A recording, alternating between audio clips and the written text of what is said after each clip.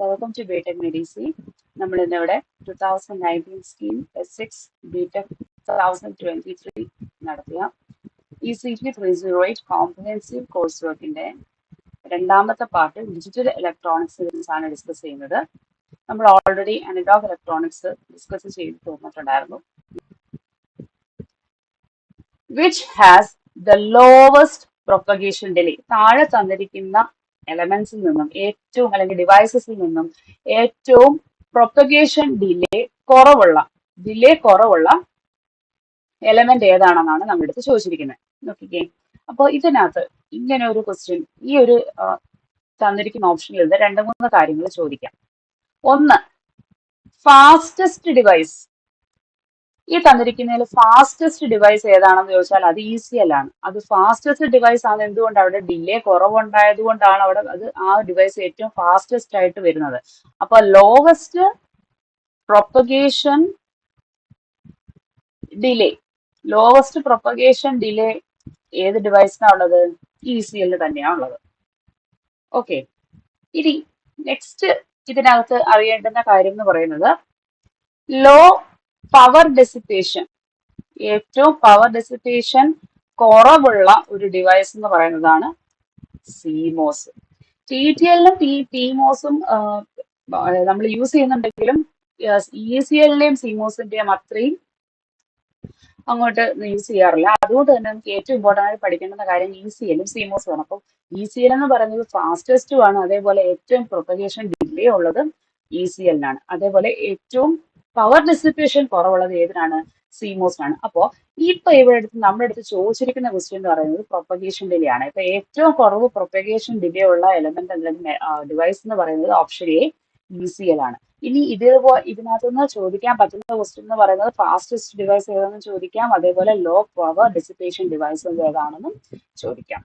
Okay, next question, to convert a JK flip flop into D flip flop. നമ്മുടെ കയ്യിലൊരു JK flip ഫ്ലോപ്പാണ് ഉള്ളത്.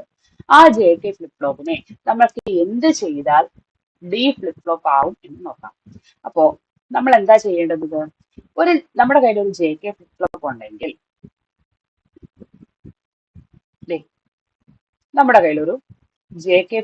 ഉണ്ടെങ്കിൽ okay, അതിനെ D ആയിട്ട് കൺവേർട്ട് ചെയ്യാൻ എന്ത് ചെയ്താൽ മതി?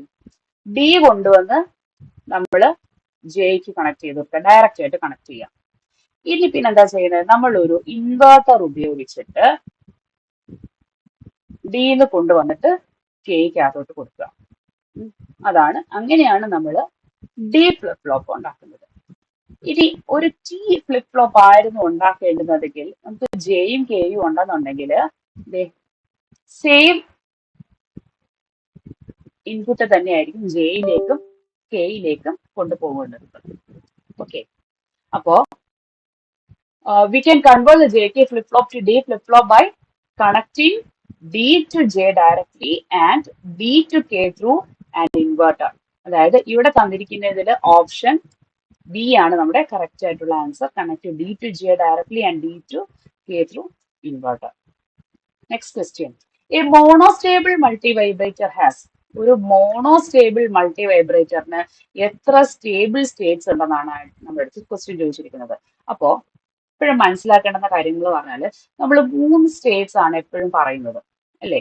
3 സ്റ്റേറ്റുകൾ എന്ന് പറയുന്നത് അസ്റ്റേബിൾ, മോണോസ്റ്റേബിൾ ആൻഡ് ബൈസ്റ്റേബിൾ. ഇത്രയും 3 ടൈപ്പ് മൾട്ടി വൈബ്രേറ്റേഴ്സ് ആണുള്ളത്. അസ്റ്റേബിൾ എന്ന് പറഞ്ഞാൽ അവിടെ എന്തില്ല? No stable state. സ്റ്റേബിൾ സ്റ്റേറ്റുകൾ ഒന്നും തന്നെ ഇല്ല. മോണോസ്റ്റേബിൾ എന്ന് പറഞ്ഞാൽ എത്ര സ്റ്റേബിൾ സ്റ്റേറ്റ് കാണും? 1 സ്റ്റേബിൾ സ്റ്റേറ്റ് എങ്കിലും കാണും. ഓക്കെ, ബൈസ്റ്റേബിൾ എന്ന് പറഞ്ഞാലോ 2 സ്റ്റേബിൾ സ്റ്റേറ്റ്സ് ആയിരിക്കും ഉണ്ടാകുന്നത്. ഇപ്പൊ നമ്മുടെ അടുത്ത് ചോദിച്ചിരിക്കുന്നത് മോണോസ്റ്റേബിൾ മൾട്ടി വൈബ്രേറ്ററിന്റെ കാര്യമാണ്. ഇപ്പൊ ഒരു മോണോസ്റ്റേബിൾ മൾട്ടി വൈബ്രേറ്ററിനകത്ത് എത്ര സ്റ്റേബിൾ സ്റ്റേറ്റ്സ് കാണുന്ന ചോദിച്ചിരിക്കുന്നത്. അപ്പൊ ഓപ്ഷൻസ് കൊടുത്തിരിക്കുന്നത് എന്താണ്? നോ സ്റ്റേബിൾ സ്റ്റേറ്റ്, അല്ലേ? അപ്പൊ അത് തെറ്റാത് എന്ന് പറഞ്ഞാൽ സ്റ്റേബിൾ മൾട്ടി വൈബ്രേറ്റർ ആണ്. 1 സ്റ്റേബിൾ സ്റ്റേറ്റ്, അതാണ് നമ്മുടെ കറക്റ്റ് ആയിട്ടുള്ള ഓപ്ഷൻ. ഒരു മോണോസ്റ്റേബിൾ മൾട്ടി വൈബ്രേറ്ററിനകത്ത് 1 സ്റ്റേബിൾ സ്റ്റേറ്റ് ആയിട്ടായിരിക്കും ഉണ്ടാവുക. Okay, next question, A nibble is. ഒരു നിബിൾ എന്താ എന്നാ ചോദിച്ചിരിക്കുന്നത്. ഓക്കെ, നിബിൾ എന്ന് പറഞ്ഞാൽ നമുക്കറിയാം നമ്മൾ ബൈറ്റ് പഠിച്ചിട്ടുണ്ടല്ലേ? ബൈറ്റ് നമുക്കറിയാം. ഒരു ബൈറ്റ് എന്ന് പറഞ്ഞാൽ 8 ബിറ്റ് അല്ലെങ്കിൽ സ്ട്രിങ് ഓഫ് 8 ബിറ്റ്സ് ആണെന്ന് നമുക്കറിയാം.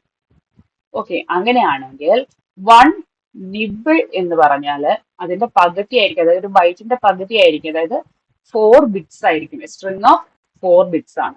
ഓക്കെ, അപ്പൊ നമ്മുടെ തന്നിരിക്കുന്ന ഓപ്ഷൻസ് എന്തൊക്കെയാണ്? Nibble is option A, string of 4 bits, string of 8 bits, string of 16 bits and a string of 64 bits. അപ്പൊ നമ്മുടെ ഓപ്ഷൻ എന്താണ്? കറക്റ്റ് ഓപ്ഷൻ എന്ന് പറയുന്നത് option A, string of 4 bits ആണ്. സ്ട്രിങ് ഓഫ് 8 ബിറ്റ്സ് എന്ന് പറയുന്നത് എത്രയാണ്? ബൈറ്റ്സ് ആണ്. ഓക്കെ, ഇനി 10. What is the number of selector lines required in a single input and output demultiplexer? നമുക്കറിയാം, ഒരു ഡീമൾട്ടിപ്ലെക്സർ എന്ന് പറഞ്ഞാൽ എന്താണ്? ഒരു ഡീമൾട്ടിപ്ലെക്സർ എന്ന് പറഞ്ഞാല് നമുക്ക് ഒരു ഇൻപുട്ടും മെനി ഔട്ട്പുട്ട്സും ഉള്ള ഡിവൈസിനെയാണ് നമ്മൾ എന്തെന്ന് പറയുന്നത്? ഡിമക്സ് എന്ന് പറയുന്നത്. ഓക്കെ, അങ്ങനെ ഒരു 1 to n ഔട്ട്പുട്ട് ഡീമൾട്ടിപ്ലെക്സറിന്റെ എത്ര സെലക്ടർ ലൈൻസ് കാണും എന്നാണ് നമ്മളോട് ചോദിച്ചത്.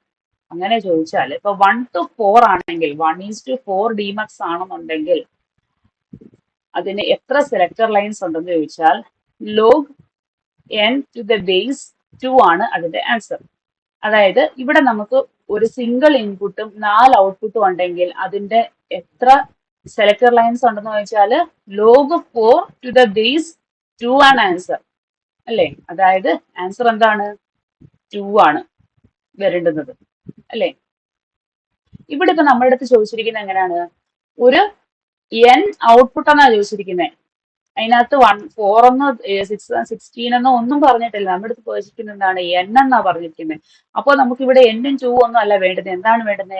Log n to the base 2. അതാണ് കറക്റ്റ് ആയിട്ടുള്ള ആൻസർ. അതായത് ഒരു സിംഗിൾ ഇൻപുട്ട് n ഔട്ട്പുട്ട് ഡിമക്സിന് എത്ര സെലക്ടർ ലൈൻസ് ഉണ്ടെന്ന് ചോദിച്ചാൽ log n to the base 2 ആണ് കറക്റ്റ് ആയിട്ടുള്ള ഓപ്ഷൻ.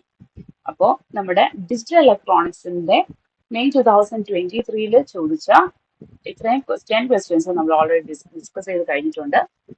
അപ്പോൾ ഇതിനു മുന്നേ നമ്മൾ ഇതേ സെയിം ക്വസ്റ്റ്യൻ പേപ്പറിന്റെ അനലോഗ് സർക്യൂട്ടിന്റെ ക്വസ്റ്റ്യൻസ് എല്ലാം തന്നെ സോൾവ് ചെയ്തിട്ടുണ്ടായിരുന്നു.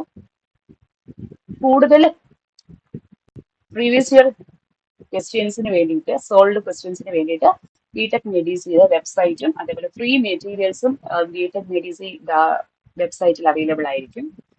അപ്പോൾ പ്ലേലിസ്റ്റിന്റെയും വീഡിയോന്റെ ലിങ്ക്സും ഞാൻ ഡിസ്ക്രിപ്ഷൻ ബോക്സിൽ ആഡ് ചെയ്തേക്കാം.